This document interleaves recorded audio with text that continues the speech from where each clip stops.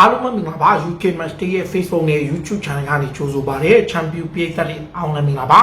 ဖက်ကွာဒီယိုလာရဲ့ Manchester City ကပြီးခဲ့တဲ့နှစ်တုန်းကလုံးဝမထင်မှတ်လောက်အောင်ကိုဆိုးဝါးဖြစ်ခဲ့ပြီးတော့ Major Super တခုရလို့နီးပါဖြစ်တဲ့အချိန်ကြာကနေ FA Cup Final မှာရှုံးသွားတယ်Guardiola ရဲ့ standard နဲ့ဆိုရင်ဒါပြီးခဲ့တဲ့ရာသီမှာသူတို့ကြာရှုံးခဲ့တယ်အဓိကတော့ Rodri တယောက်တည်းဒဏ်ရာရသွားတယ်ဆိုတာတဲ့အားနည်းလုံးနဲ့ခံစစ်အမှားများလုံးနဲ့ခံစစ်တစ်ချောင်းလုံးဟာ Manchester City ကိုအဓိကပြဿနာဖြစ်လို့သူတို့အသင်းရဲ့ပြီးခဲ့တဲ့တစ်နှစ်ကျော်အကောင်းဆုံးကစားမဖြစ်တဲ့ Phil Foden ကိုယ်တိုင်တီးတာချီစွမ်းပျောက်ဆုံးသွားတဲ့အချက်ပဲဆိုတော့အဲ့ဒီချက်ကြောင့်လဲ Manchester City ကဒီရာသီမှာတေချာပေါက်အပြောင်းလဲတွေအများကြီးနဲ့ကျွန်တော်တို့ပွဲစားတယ်ဆိုတော့ပြီးခဲ့တဲ့နွေရာသီမှာ City အနေနဲ့ထိုက်တဲ့အပြောင်းရွှေ့တွေကိုလုပ်ခဲ့ပေမဲ့ Manchester City ကအခုနွေရာသီမှာတော့ကြီးမားမားရာသီအစ pre-season မတိုင်ခင်တည်းကအသေးအံလုပ်တယ်ဗောလေ FIFA ရဲ့ Club World Cup ပြိုင်ပွဲမသွားခင်မှာတင် Manchester City ဘက်ကဒီဒီချက်ကစားမတွေကိုအားဖြည့်တယ်။ဒီနေ့ကသူတို့တစ်သိန်းလုံးမှာအားနည်းဆုံး position ကခံစစ်ပဲအဲ့ခံစစ်ကတကယ်တမ်းကျတော့ quality player တွေရှိပါရဲ့နဲ့သူတို့ရဲ့ခံစစ်ကတော်တော်လေးအားနေခဲ့တယ်ဒီအတွက်ကြောင့် Manchester City ကဒီ transfer မှာကစားသမား၄ယောက်သူတို့ရအောင်ခေါ်ထားတယ်ဒီကြားထဲမှာသူတို့ကပြီးခဲ့တဲ့ January ကာလတုန်းကလည်းကစားသမားတွေအများကြီးကိုသူတို့ခေါ်ထားခဲ့ပြီးတော့ Man City ကအပြောင်းရွှေ့မှာတော်တော်လေးလှုပ်ရှားခဲ့တယ်ဆိုတော့ first day squad ကတော်တော်ကိုတောင့်တင်းတဲ့အသင်းဖြစ်သူတို့တိဆောက်ခဲ့တယ်ဆိုတော့ပြီးခဲ့တဲ့ January မှာ Omar Mamouche ကို Eintracht Frankfurt ကနေယူရိုတန်80နဲ့ခေါ်တယ်ပြီးတော့မှဒါ Nico Gonzalez ကိုတန်90နဲ့ခေါ်ပြီးတော့မှတစ်ချိန်တည်းမှာပဲသူတို့ဘက်က Cusano ဆိုတဲ့ချက်တိတ်လေးကို33တန်းနဲ့ခေါ်ပြီးတော့ Brazil လူငယ်ကစားမလေး Victor Ruiz ကိုလည်းတန်း30နီးပါးပေးလိုက်တယ်ဆိုတော့ပြီးခဲ့တဲ့လူရာဒီမှာOmar Mamouche ရဲ့ Cusano ရဲ့ Victor Ruiz ရဲ့ပြီးရင် Nico Gonzalez ရဲ့ဒီ၄ယောက်အတွက် Manchester City အသုံးစိတ်ဒါအပြင်ပြီးခဲ့တဲ့ရာသီအစပိုင်းမှာတိုတယ်မနစ်က transfer မှာ Man City ကရာသီအစမှာ7တယောက်ပဲခေါ်ပြီးတော့အခိုင်ခုံငံကိုထပ်အားဖြည့်တယ်ကျန်တဲ့သူတွေကသူတို့အားမဖြည့်ဘူးဒါပေမဲ့ January ကာလရောက်တဲ့အချိန်မှာ City ရဲ့ strength ကိုပို့ပြီးမြင့်တင်တဲ့အချိန်မှာတိုတယ်အသုံးစိတ်က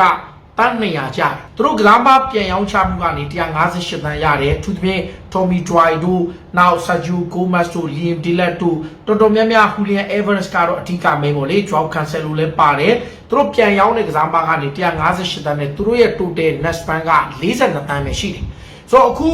January ကာလကနေနွေရာသီတစ်ရောက်လာပြီဆိုတော့ပြီးခဲ့တဲ့ January မှာ4ယောက် Nico Gonzalez ရဲ့ Cusano ရဲ့ Victor Ruiz ရဲ့ Omar Mamouche ရဲ့ဆိုတော့ခံစစ်က Reece နဲ့ Cusano ကိုခေါ်တယ်။ Omar Mamouche ကတိုက်စစ် Nico Gonzalez ကကွင်းလည်နဲ့အဲ့မှာသူတို့ခေါ်လိုက်တယ်။၄ပြောက် position တကယ်တော့ Manchester City မှာလိုအပ်နေတာကဘယ်နောက်ခံလူညာနောက်ခံလူ center back position ကွင်းလည်ပြီးတော့ Julian Alvarez နေရာအစားထိုးမဲ့နောက်ထပ်ကစားမတစ်ယောက်ဒါပေမဲ့သူတို့ Claudio Achawawi ကိုပြီးခဲ့တဲ့ရာသီကုန်ကန်ဒီမှာသူရောက်လာလို့ Achawawi ရှိတယ်ဆိုတော့ဒီရာသီမှာ Guardiola လိုအပ်တာက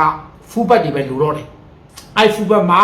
အခုလက်ရှိ Ryan Agnori ကို Wolverhampton ကသူတို့ခေါ်လိုက်တယ်။ပြောင်းရွှေ့ခြင်းက33တန်း34တန်းပဲပေးရတယ်။တကယ်ကိုရေသွေးရှိတဲ့ Algeria ဘယ်နောက်ခံလူကစားဖြစ်တယ်။သူတို့အစောပိုင်းတုန်းက Cambiaso တို့ Theo Hernandez တို့အပါဝင်နောက်တစ်ဖက်က Milos Kerkez တို့ Anthony Robinson တို့သူတို့စဉ်းစားတယ်။ဒါပေမဲ့ City point of view က Ryan Agnori ကဒီကစားမတွေတက်ပိုကောင်းတယ် defensive မှာရော attacking မှာရောပိုကောင်းတယ်underrated player ဖြစ်တဲ့အတွက်ကြီးအများကြီးမပေးရနိုင်ဘူးလို့ယုံကြည်လို့ Wolverhampton ရှိကနေ Ryan Agnori ကိုခေါ်တယ်။အဲ့ကနေမှစင်သူတို့ဘက်ကနောက်ထပ်ကစားမအထီတဲကနေ Rinder ကိုထပ်ခေါ်တယ်။ဆိုတော့အဓိကကွင်းလည်လုံအားကျသွားတယ်ပြီးခဲ့တဲ့နေ့ကကျွန်တော်တို့ Manchester City ပွဲတွေကိုကြည့်လိုက် transition တွေမှာ Man City ကစားမတွေပြန် recover လုပ်နိုင်တဲ့အခြေအနေအသက်က ages ဖြစ်လာတဲ့အသင်းရဲ့ကွင်းလည်နဲ့ကစားသမားတွေရဲ့အခြေအနေကြောင့် City က young fresh player တွေလိုတယ်ပို့ပြီးတော့နှစ်ဆပို့ပြေးနိုင်တဲ့ကစားမတွေပို့ပြီးတော့နှစ်ဆအလွတ်လုပ်နိုင်တဲ့ကစားမတွေဖြစ်တဲ့အကြောင်းအခုလက်ရှိမှာ Nico Gonzalez ကိုယာထားပြီးသားဖြစ်သည့်တိုင်အောင် Central Midfield Position အတွက် Riders ကိုသူတို့ပြန်ခေါ်တယ်။ Kovacic ဒီနေရာမှာရှိတယ်။အခိုင်ကုလုံကန်ရှိသည့်တိုင်အောင်ပိုကောင်းတဲ့ quality တွေကိုသူတို့ပြန်ပြီးမြင့်ချင်တော့Rinder ကိုသူတို့ခေါ်တယ်ယူရိုတန်း80ပေးရတယ်ရအောင်ခေါ်ပြီးတော့မှ Kevin De Bruyne ထွက်သွားတဲ့ creative ပိုင်းမနစ်က Man City အဓိကအားနေချက်က၄လလောက်က De Bruyne ကိုသူတို့ဆုံးရှုံးတယ်အဲ့ဒါကိုမှ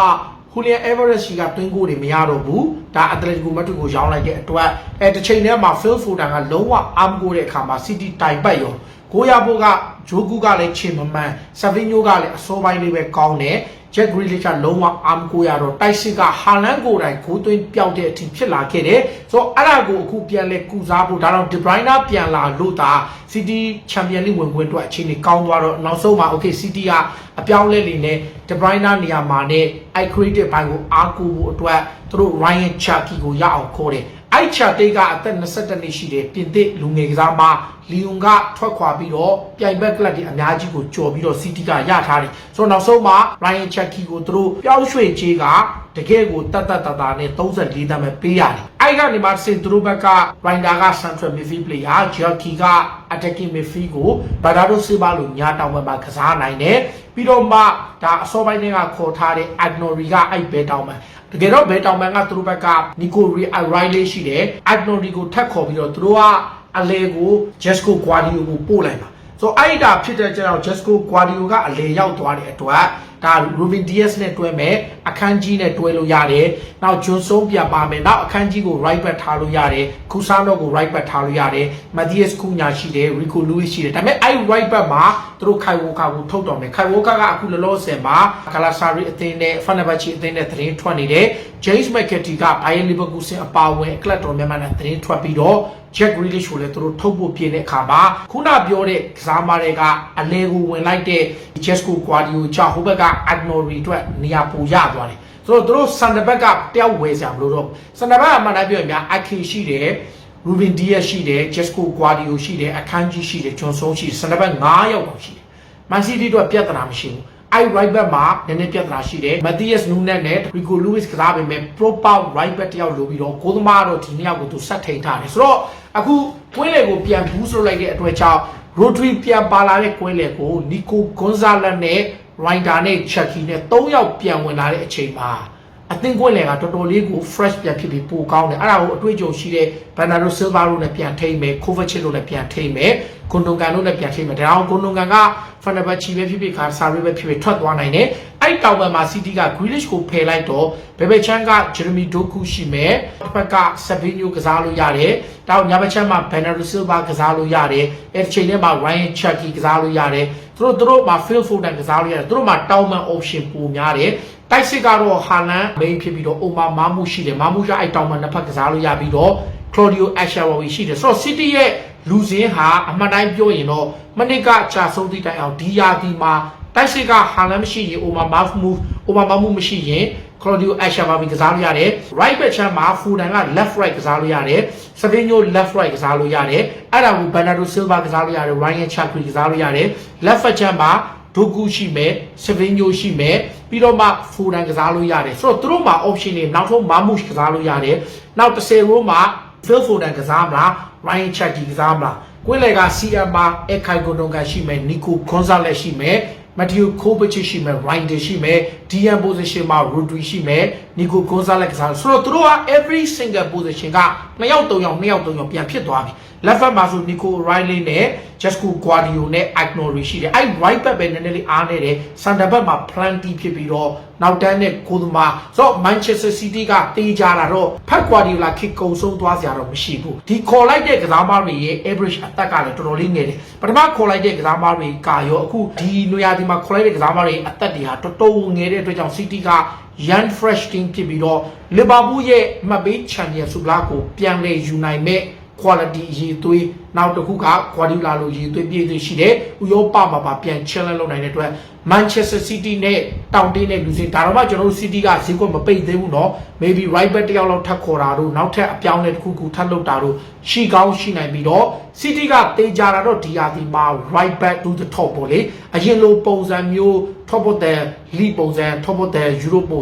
စံရှင်ကိုပြန်လဲရောက်လာတော့မှာဖြစ်ပါတယ်အားလုံးကျေးဇူးတင်ပါတယ်